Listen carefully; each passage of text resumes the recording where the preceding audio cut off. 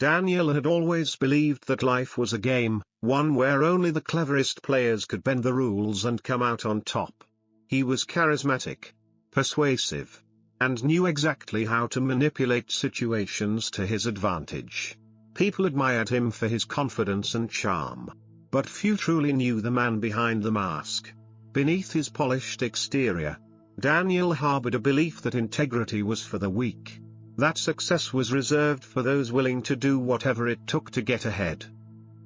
In his professional life, he was ruthless. He took credit for projects he barely worked on, skillfully shifting blame onto colleagues when things went wrong. Promotions came easy, not because he was the most capable, but because he understood how to play office politics better than anyone else. He had an uncanny ability to make himself seem indispensable, always positioning himself as the smartest person in the room. Outside of work, his philosophy remained the same. He borrowed money from friends, always promising to pay them back but never intending to do so. He entered relationships with the mindset of gaining something rather than giving.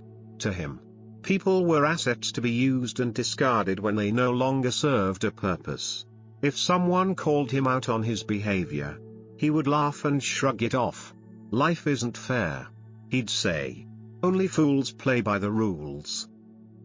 But there was one rule he had never accounted for, one force in the universe he had overlooked: karma. One evening at a company gala, Daniel found himself in conversation with Mr. Harris, a senior executive known for his wisdom rather than his ambition. Unlike Daniel, Harris had built his career on trust, loyalty, and respect. He had seen men like Daniel before, men who thought they were invincible. As they spoke, Mr. Harris observed Daniel's arrogance, the way he dismissed others as mere stepping stones, and decided to offer a word of advice. "You know, son," Harris said, swirling the whiskey in his glass, "life has a way of balancing the scales. You might think you're getting away with things now, but everything we do eventually comes back to us." Daniel smirked, unimpressed. "With all due respect, Mr. Harris, times have changed. The world belongs to those who know how to take what they want." Mr. Harris studied him for a moment, then simply smiled. "Time has a funny way of proving us wrong." Daniel dismissed the old man's words as sentimental nonsense, a relic of an outdated mindset. He was too smart to get caught, too quick to let things slip through his fingers. What he failed to understand was that karma didn't work on a schedule. It didn't need to act immediately. It simply waited for the right moment. And when it struck, it did so without warning. For a while, life continued as usual. Daniel closed a major deal by bending the truth, securing a massive investment for a company project that was built on false projections. He was hailed as a visionary, earning praise from executives who had no idea they were celebrating a lie. His friends still invited him to events, even though many of them secretly resented the way he used them. His charm was enough to keep people close, at least for now. But then, the cracks began to form. It started with an internal review of company finances. The numbers weren't adding up, and an independent audit was launched. Suddenly, Daniel found himself under scrutiny. Investors who had once been eager to follow his lead now wanted answers. Emails were combed through, records were analyzed, and slowly, the picture became clear. The fraud was undeniable. News spread like wildfire. Overnight, Daniel's name went from being associated with success to being synonymous with deceit. The company wasted no time in cutting ties with him, firing him on the spot and making a public statement to distance themselves from the scandal. It was only the beginning. His friends, the ones he had so effortlessly manipulated, stopped answering his calls. His network, once filled with powerful allies, disappeared. People who had once admired him now avoided him. whispering behind his back about how predictable his downfall had been. The money he had borrowed was now being demanded back. But with his career in ruins, he had no way to pay. For the first time in his life, Daniel was alone. Sitting in his empty apartment, he thought about Mr. Harris's words. He had laughed that night, so sure that he was untouchable. But now, stripped of everything he had built on deception, he understood. Karma wasn't just a myth, a fairy tale meant to scare people into behaving. It was real, and it had found him. The realization hit him with a force he had never known before. He had spent years taking from others, believing himself to be the exception to the rule. Now, he had nothing left, and for the first time in his life, he wondered if it was too late to fix what he had broken. The silence of the apartment was suffocating. The walls, once filled with echoes of confident phone calls and celebrations, now felt hollow. Daniel sat in the dim light of his living room, his mind replaying the events that had led him here. The truth was undeniable. He had spent years weaving a web of deception, convincing himself that he was too smart, too calculated, too untouchable to ever face consequences. But karma had proven otherwise. He reached for his phone, scrolling through his contacts. There had been a time when his list was filled with powerful connections, executives, investors, people who once admired him. Now, every message he sent was left unanswered. Friends he had once charmed with his wit and influence had distanced themselves. Colleagues who once envied his rise were now relieved to watch him fall. No one was willing to risk their own reputation to stand by his side.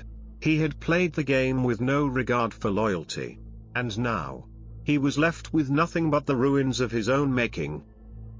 As he sat there, staring at the empty space around him, he thought about the debts he had ignored, the lies he had spun, the bridges he had burned without hesitation.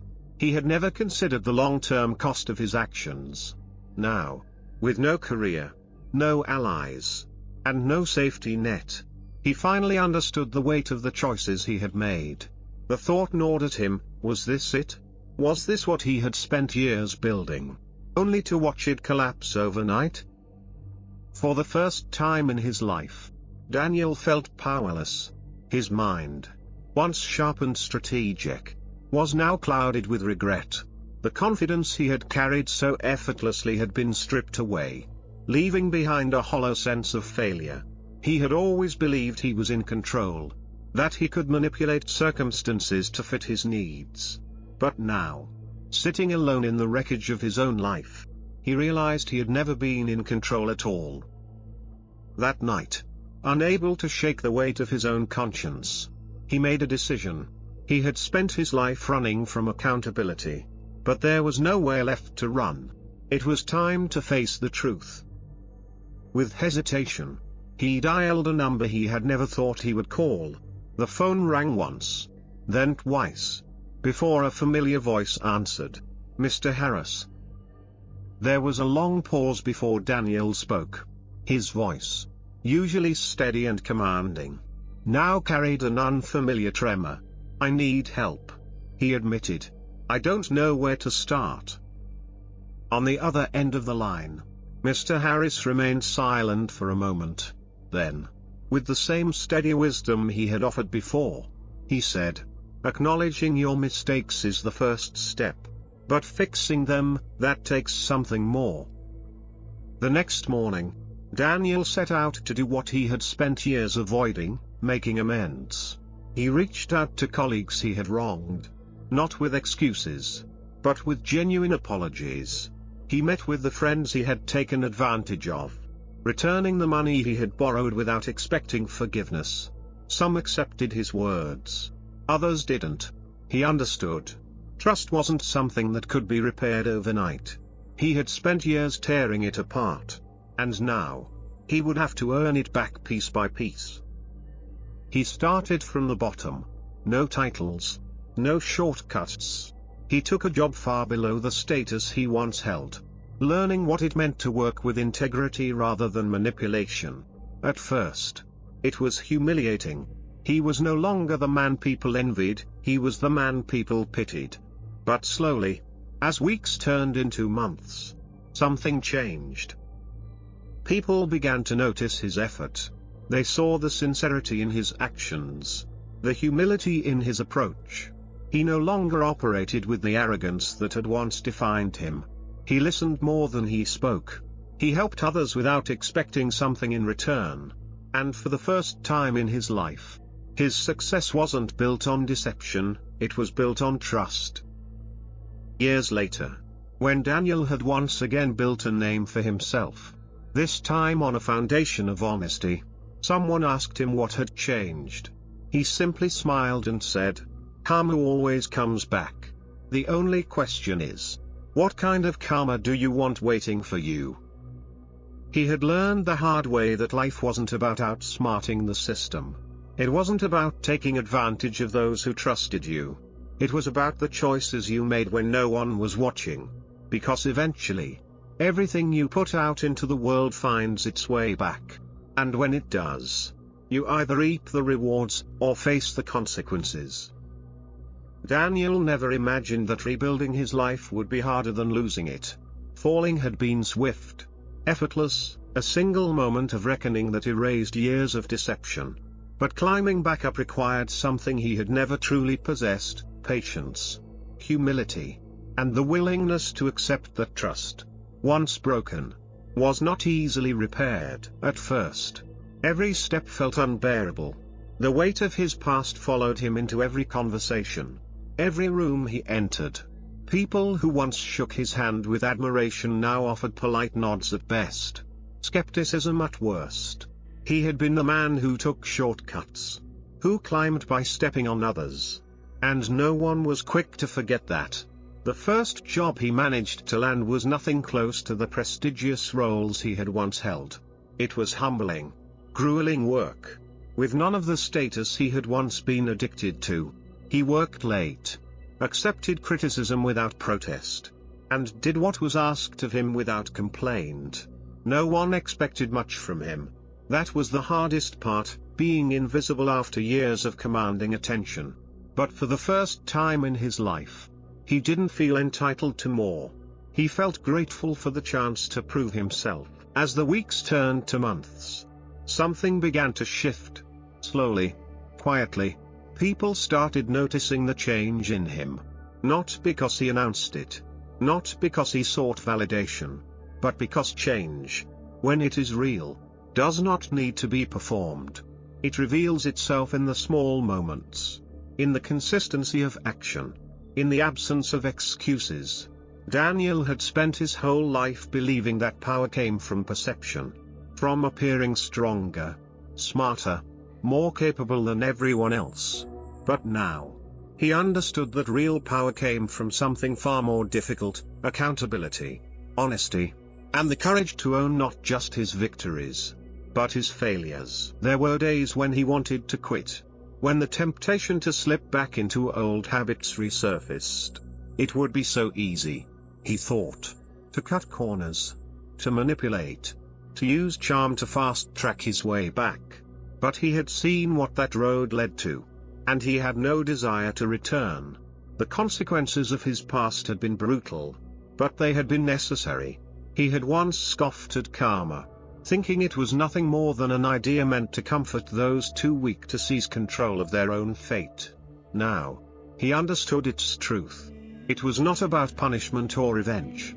It was about balance, about returning to us what we put out into the world. Years later, when he had once again built a name for himself, when he was no longer defined by the man he had been but by the man he had become, someone asked him what had changed. The answer was simple, yet everything.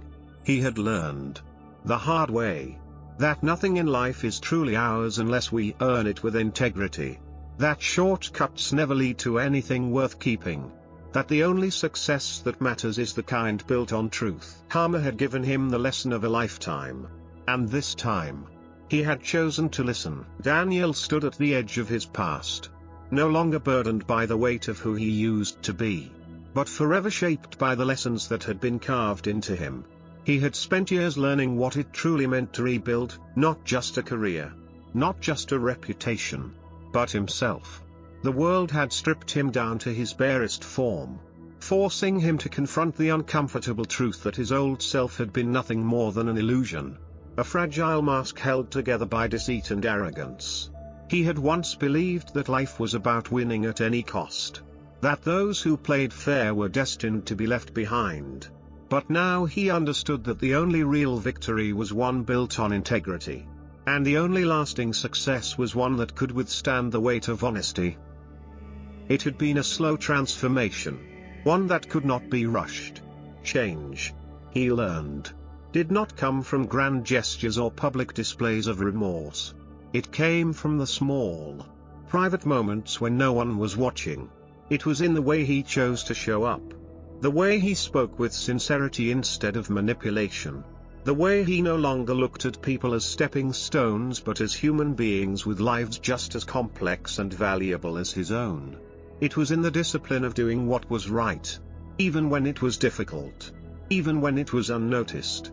The greatest irony of his journey was that the power he had spent his life chasing had always been within him, but he had been too blinded by his own ambition to see it. There were still whispers about his past, people who refused to believe in his redemption, and he accepted that. He did not seek to erase the man he had been, nor did he expect the world to forget his mistakes. Instead, he carried them with him as a reminder of how easy it was to lose yourself when you build your life on illusions. He no longer feared karma. He no longer saw it as a force to be outwitted or avoided. He had learned that karma was not about punishment, it was about truth. It was a mirror, reflecting back the energy one put into the world. And for too long, he had sent out deception, greed, and selfishness, only to be met with those same things in return. But when he had finally chosen to change, when he had finally started putting honesty, kindness, and integrity into the world, life had given those things back to him. As he sat across from a younger man one evening, a man who reminded him too much of his former self, he listened to the same arrogance in his voice, the same belief that rules were meant to be broken and that power belonged to those who took it. He could have dismissed him, could have walked away, but instead, he smiled, the way Mr. Harris had once smiled at him, and simply said, "Karma always comes back. The only question is, what kind of karma do you want waiting for you?" The young man laughed, brushing off the words as nothing more than sentimentality, and Daniel nodded, recognizing the ignorance, the blindness of certainty. He had been there once. He had laughed, too, but life had a way of teaching its lessons, and some people had to learn the hard way. He hoped, for the young man's sake, that he wouldn't have to lose everything to understand the truth. But if he did, Daniel knew firsthand that karma wasn't just about taking, it was also about giving. And for those willing to listen, for those willing to change, it could be the greatest teacher of all.